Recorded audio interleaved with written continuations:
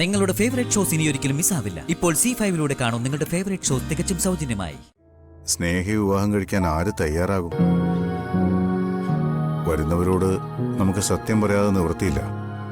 അങ്ങനൊരു സാഹചര്യത്തിൽ അവളെ വിവാഹം കഴിക്കാൻ ആരെങ്കിലും തയ്യാറാവോ? അത് ഞങ്ങൾ ഏറ്റച്ച. ഞാൻ നിന്നോട് പല തവണയായിട്ട് പറയുന്ന ഒരു കാര്യമുണ്ട്. സ്നേഹയോട് ഒരു തരത്തിലുള്ള ഇഷ്ടവും ആത്മാർത്ഥതയോ എനിക്കില്ല.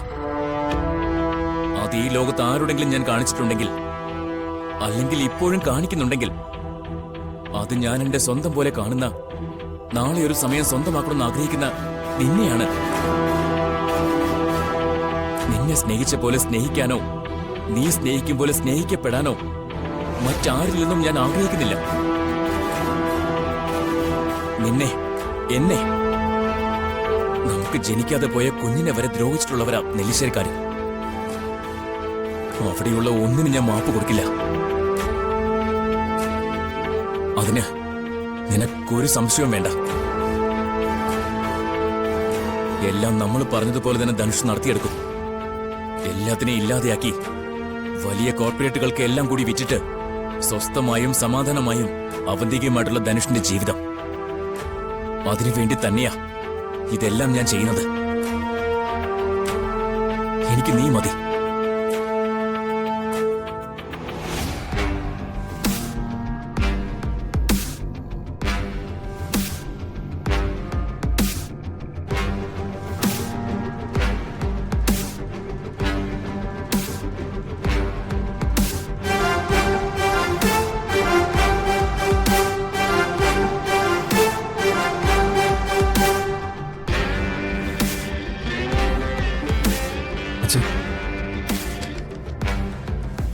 ഞങ്ങൾക്ക് ഒരു കാര്യം പറയാനുണ്ടായിരുന്നു.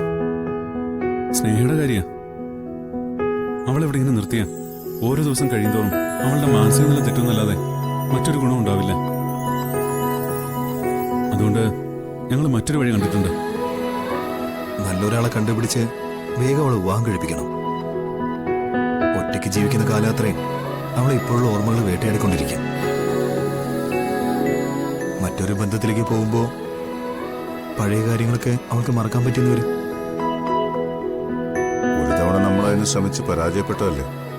നിങ്ങൾക്ക് ഓർമ്മയുണ്ടല്ലോ അന്ന് നടന്ന പുകലുകളൊക്കെ.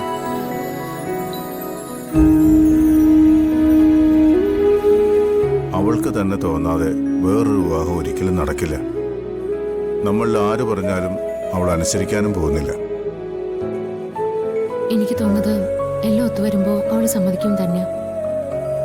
എത്രയെന്നും പറഞ്ഞ അതും പറഞ്ഞ് അവളെ പൂട്ടിയിടുന്നതൊക്കെ നമുക്ക് ആർക്കെങ്കിലും ഒന്നുകൂടി അവളോട് സംസാരിച്ച് പകുതി സമ്മതമെങ്കിലും വാങ്ങാൻ പറ്റിയ പിന്നീട് എല്ലാം അങ്ങ് നടന്നോളും. അർച്ചന പറയുന്ന പോലെ അതത്ര എളുപ്പം നടക്കുന്ന ഒരു കാര്യമല്ല.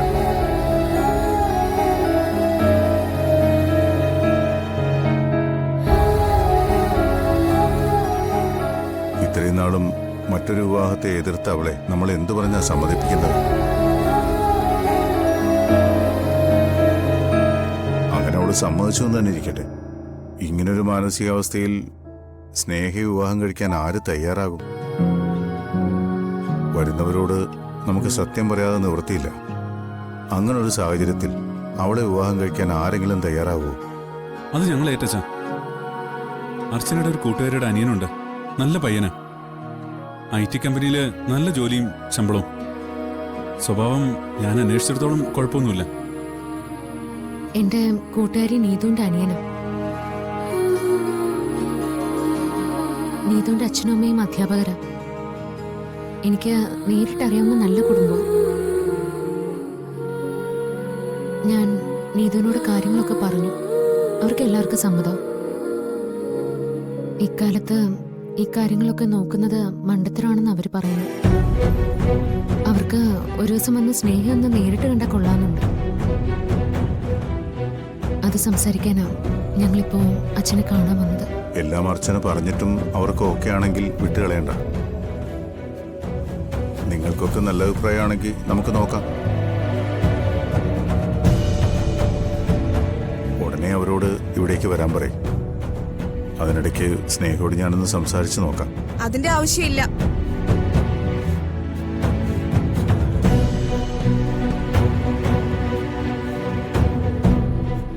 പറഞ്ഞത് സംസാരിക്കാൻ അച്ഛൻ വെറുതെ സമയം കളയണ്ട. അതിനുള്ള മറുപടി ഞാൻ ഇപ്പൊ തന്നെ പറയാം. മറ്റൊരു വിവാഹം എനിക്ക് വേണ്ടി ആരും നോക്കണ്ട. എനിക്ക് വേണ്ടി അത്രയ്ക്ക് വലിയ ത്യാഗമൊന്നും നിങ്ങൾ ആരും ചെയ്യണ്ട. അത് നടക്കുകയില്ല. പിന്നെ ഉള്ള കാലം മുഴുവനും ഇവിടെ ഇങ്ങനെ നിൽക്കാനാണോ നിന്റെ തീരുമാനം?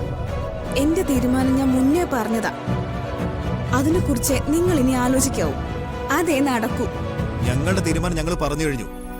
അത് നടക്കില്ല എന്ന് പറഞ്ഞാൽ നടക്കില്ല, അത്ര തന്നെ. എന്റെ കാര്യത്തെക്കുറിച്ച് എന്നെക്കാൾ ഉറപ്പ് സന്ദീപേട്ടന് വേണ്ട. താലി കെട്ടിയിട്ടില്ലെങ്കിലും കൂടെ കൊണ്ടുപോയിട്ടില്ലെങ്കിലും ഞാൻ ഇപ്പോഴിവിടെ ജീവിക്കുന്നതേ ധനുഷിന്റെ ഭാര്യയായിട്ട് തന്നെയാ. നിങ്ങളുടെയൊക്കെ അനുവാദം കിട്ടിയതിനു ശേഷം അവൻ എന്നെ കൊണ്ടുപോകുന്നുള്ള അവന്റെ ഒറ്റ നിർബന്ധത്തിന്റെ പുറത്താ ഞാൻ ഇപ്പോഴിവിടെ തുടരുന്നത്. ഞാനായിട്ട് ആരോടൊന്നും പറയണ്ടല്ലോ, എല്ലാവർക്കും അറിയാലോ കാര്യങ്ങള്.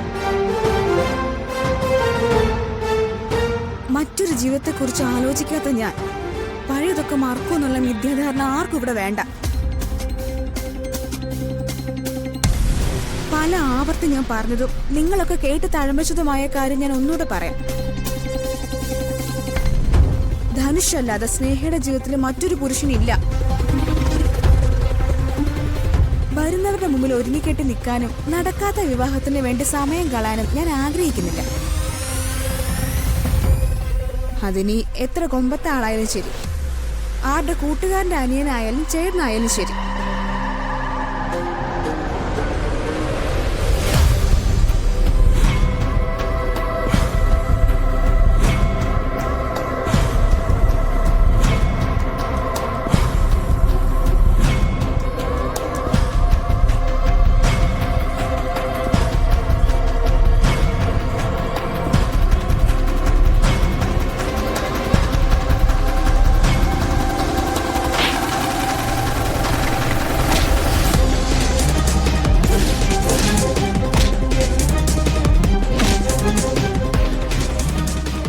വേണ്ടി മരിക്കാൻ വരെ തയ്യാറായി നിൽക്കുന്ന എന്നെയാണോ നിങ്ങൾ തല്ലി അകറ്റാൻ നോക്കുന്നത്?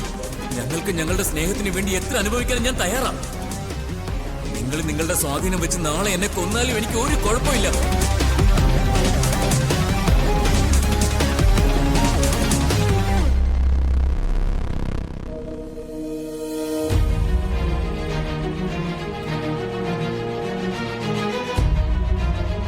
ഞാനിപ്പോ ഇങ്ങോട്ട് കയറി വന്നത് നിനക്ക് ബുദ്ധിമുട്ടായോ?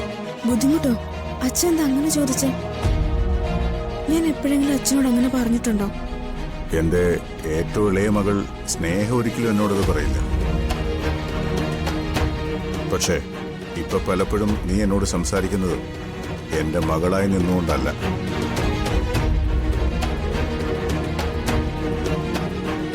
എനിക്കൊരിക്കലും പൊരുത്തപ്പെട്ടു പോകാൻ കഴിയാത്ത ഒരുവന്റെ കാമുകിയായിട്ടാണ്. അപ്പോ നിന്റെ പ്രതികരണം അറിഞ്ഞേ നിന്നോട് സംസാരിക്കാനാവും. ഡൗൺലോഡ് ചെയ്യൂ C5 ആപ്പ്. കാണൂ എല്ലാ എപ്പിസോഡുകളും സൗജന്യമായി.